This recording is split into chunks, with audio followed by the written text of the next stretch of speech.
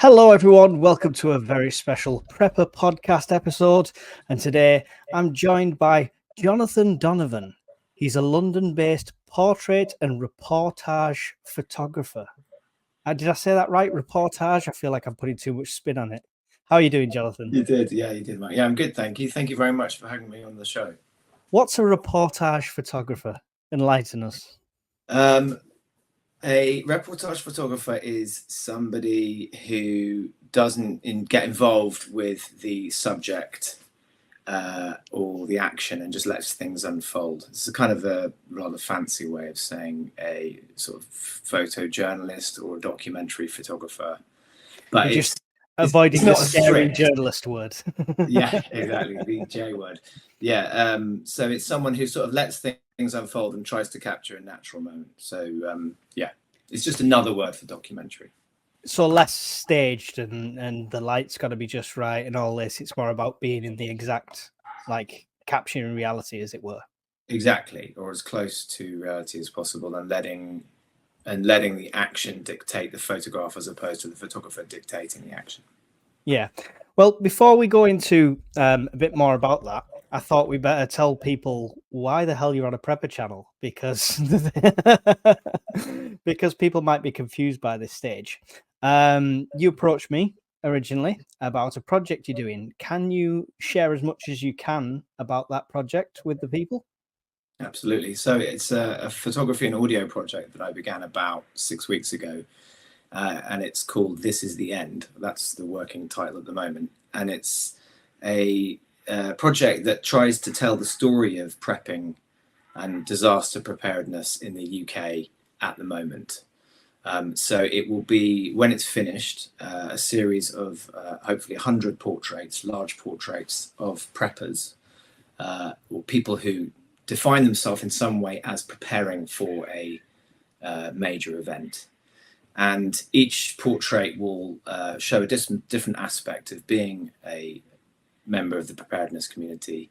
And each portrait will have a little 2-minute clip or where they will talk about an aspect of it, how they got into it, why they started, what kind of prepper they are, what they think is going to happen, why they think it's going to happen, and then sort of going into much more of the minutiae, because I feel that a lot of projects about preppers are quite, well, they look at preppers from the outside and they're not really kind of letting the preppers often talk about why they're doing it in detail and the more interesting aspects of it. So I'm having people talk about CB radio use, talking about specific survival skills, talking about foraging, talking about all sorts of different aspects that are, I hope, interesting to preppers and non-preppers alike.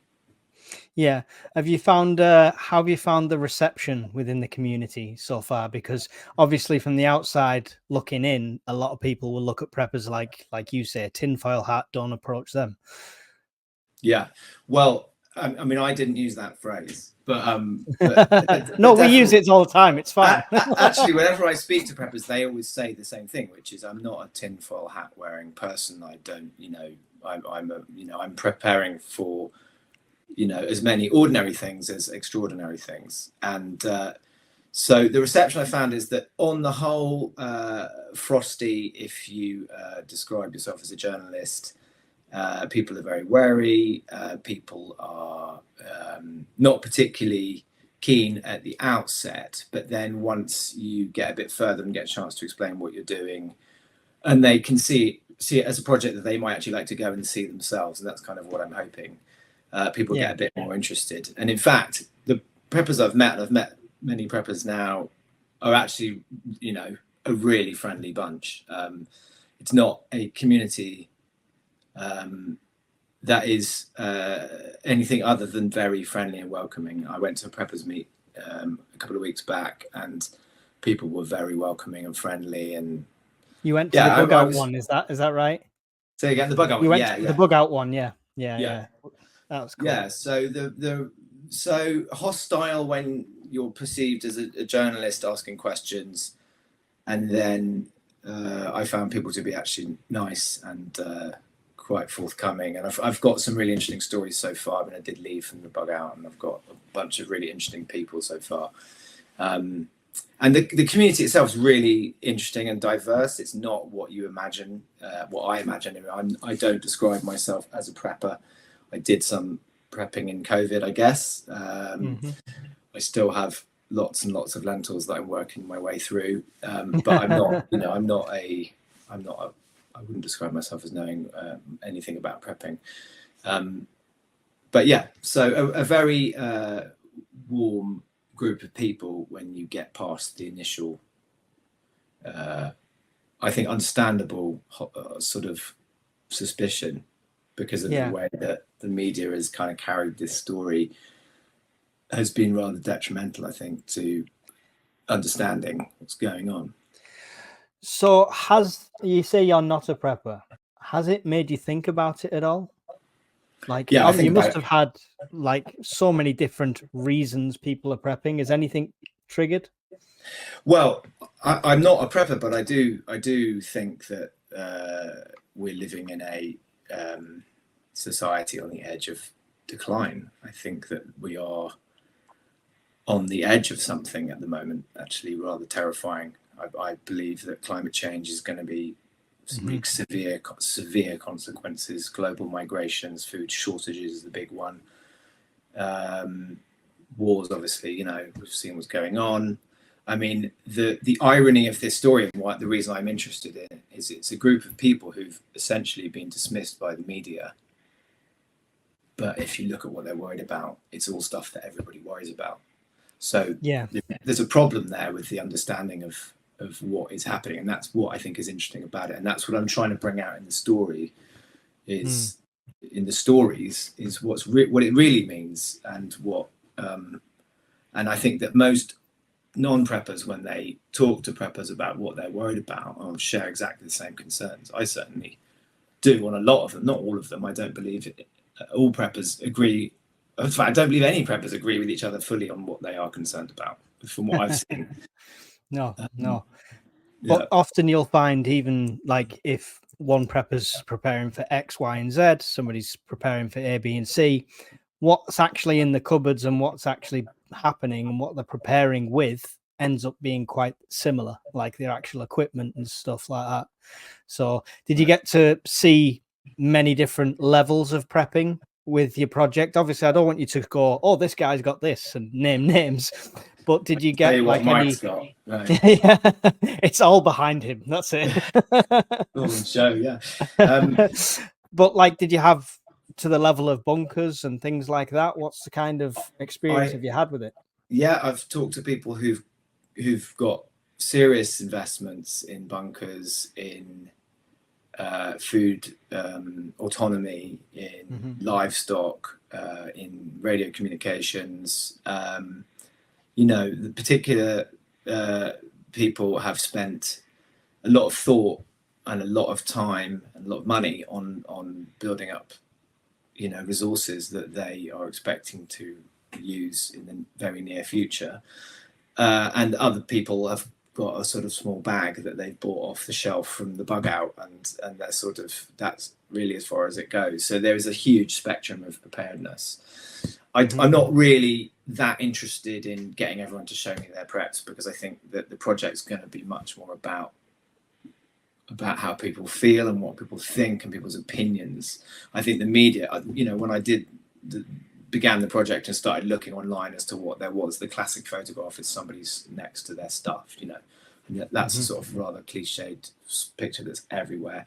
I don't think it tells you anything about prepping at all that we don't already think we know. So I might have one picture like that in the whole series, and the rest is going to be, hopefully different, and maybe not different to preppers who it will be familiar in that sense, but to people who don't understand all the different ways that people are skilling up and preparing themselves. I think it'll be interesting. The project, going on, people showing preps. Some people people are anonymous within the project if they want to be. Some people don't want to be, as some preppers are well known, where and practically advertise themselves as a prepper, and other people are very private and want to stay that way. And so there are ways that I can talk to those people without revealing faces, names, whatever. So we get that range of different people who are comfortable and not comfortable with talking about it. Yeah, was there a lot that were comfortable? Was there more than you expected?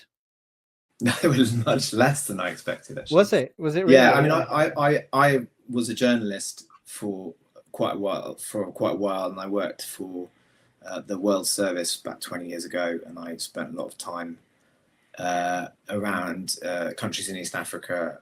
I did stories out there, and I worked with communities who were not keen on journalists as well. But generally, I'm finding quite a hard project to make happen, because people are very suspicious on the whole. And I've been on some of the forums and just been like, kicked off like 5 seconds. And often it's my own fault because I haven't read the terms and conditions of the forums, and afterwards I'm like, oh right, it says no one with any journalistic questions is allowed on, so it's like, well, that's fair enough. You're not listen, I'm not trying to sell anything, and I got kicked off the forums for breaking some random rule that they decided to make up, and they are just little mini democracy, not even democracies, little dictatorships, them forums. That's why I started my own, just so I wouldn't get banned.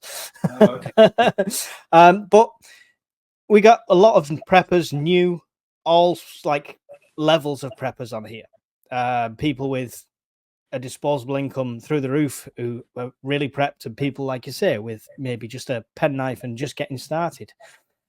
This is your website, jonathandonovan.co.uk. If they want to reach out to you to be part of this project, can they reach you through there?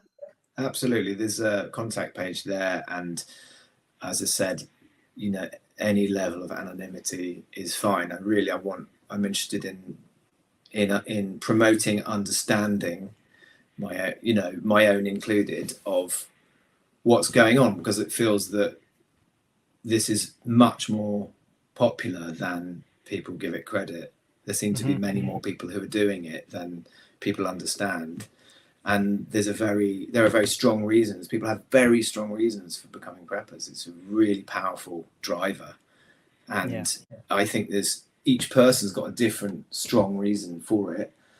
And those are really important, that we talk about those things without just going, I'm not going to understand why that person is stocking up on food and skills.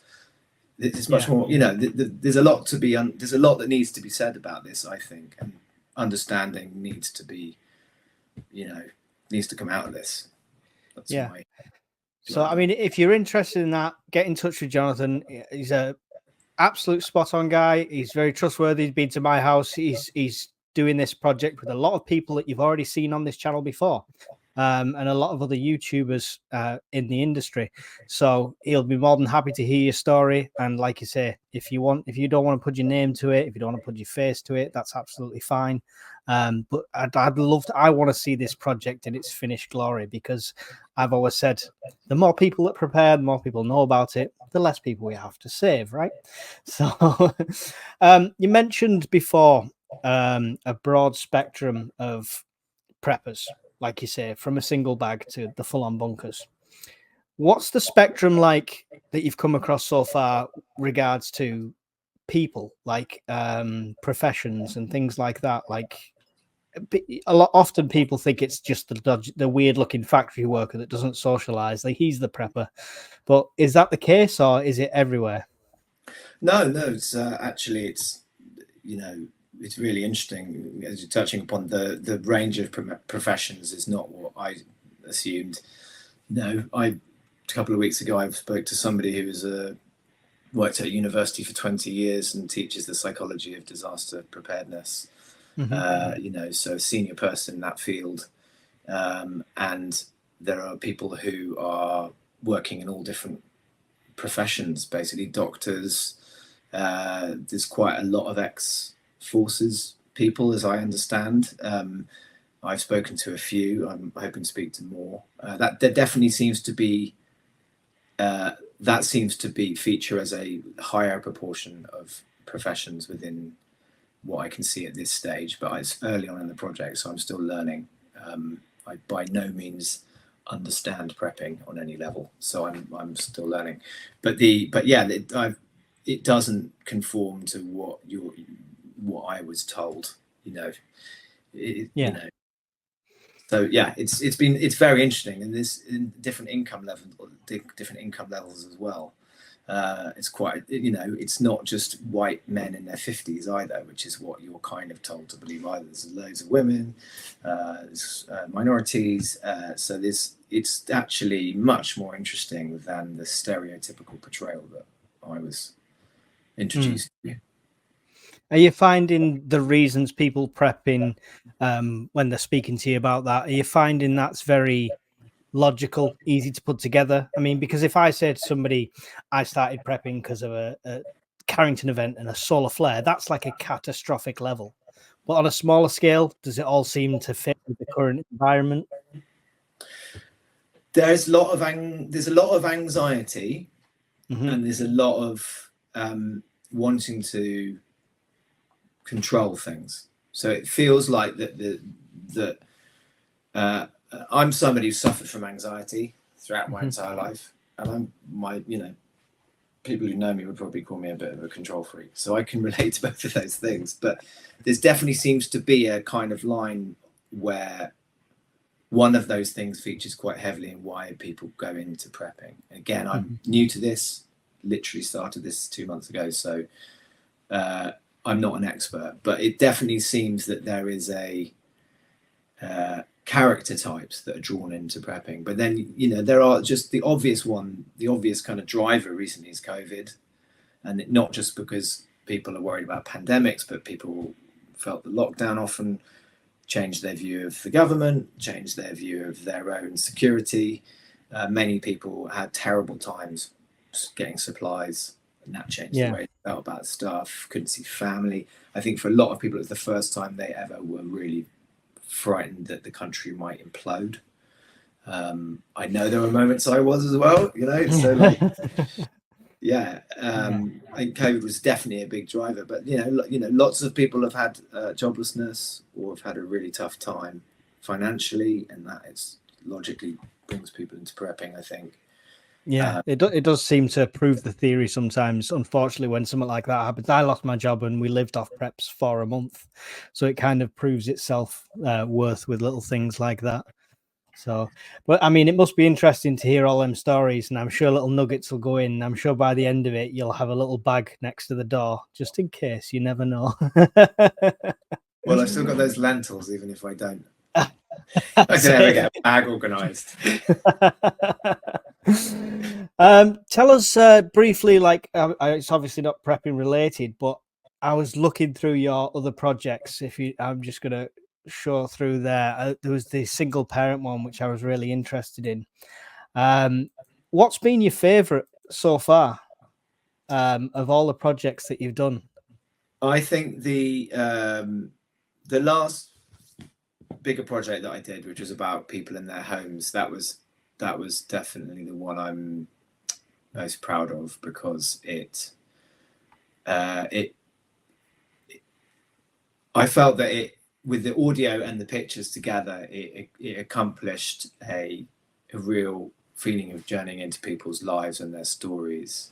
Yeah. And the feedback I got from it, I was really surprised, actually. I mean, halfway through it, I didn't think I was going to put it out, and then I did eventually put it out, and it got picked up a lot. It got an exhibition, it got shown. Shelter ran it as one of their campaign things. It got in loads of magazines and newspapers and stuff, and just the response that people said, it made them think differently about stuff, and it certainly made me think differently about about stuff I thought I knew about already, about my own city, which I thought I kind of, I had it understood. And then there were all these things in my own city right under my nose that were just extraordinarily different to how I assumed. So I suppose that's my favourite. I enjoyed that because I was listening to the audios on some of them, and just the diverse stories, and it's you listen to one and then you go on to something completely different with the other. I mean, I just popped up that one there.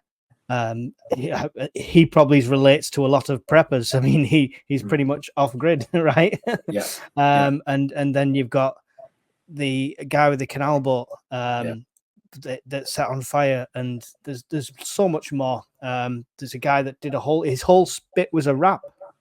in his apartment. I mean, that's just surreal.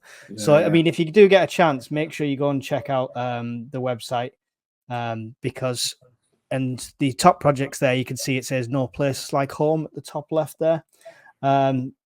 Jonathan's going to write a bill after this because I've took all these images. He's going to like, I'm going to charge you for every single one of them. I appreciate you. I really appreciate it. No, but it's really interesting. Yeah, I mean, I'm not even from a prepper perspective, just from a human perspective. I absolutely loved that piece. That's why I'm so excited to get this finished. So if we can help you get that done and we can get you some more preppers through the door, I mean, that's what counts. Thank you. Yeah. Oh, one last question I did want to mention is you got to meet Mrs. Urban Prepper just before you left my house. How's that been with other meetings? Like, have you noticed a similar sort of thing? Like, one person's the prepper and the other one's the eye roller. There's definitely been a lot of that. Yeah. There's definitely been a lot of that, and there's been some funny stories as well between couples who are preppers. One of them particularly I loved, where one of them loved playing zombie video games, and really got into it and really enjoyed playing them with the same equipment that they have in real life with their own preps. So it was almost like a simulation. And their partner was like, not so much into it, and was like, I'll play the game, but I'm not doing it without my full arsenal here. I'm like, I'm not. And I thought that was just hilarious that somebody would get that involved on that level. That's dedication. That's real dedication. Yeah. Digital training. Yeah. Well, I'm just waiting for the VR prepper suite to come out. That will be a good one. I'll be able to jump on that. Is that a real thing? Is that going to happen? I don't know. It might be now. We've put it in the ether. Usually when I say something, somebody else invents it and gets the money for it. So it's out there now. So, I mean, I think that's pretty much it from my side, Jonathan. It's been an absolute pleasure having you here. Likewise. As well as obviously on the screen there in the description section of this video is all of the details. I strongly urge you to go and check the website out. And if you like the stuff he does, chuck him an email, get involved in this project. And you never know, you might get involved with other projects with Jonathan. So hopefully good things come from this. Would you like to say goodbye to the masses? Goodbye, guys. Good night. Thank you for giving me your time. I really appreciate it. And thank you, Mike. No, I appreciate you being here. Thanks for being here. And for everyone else, don't forget, like, subscribe, leave a comment below, and I will see you all in the next video. Goodbye.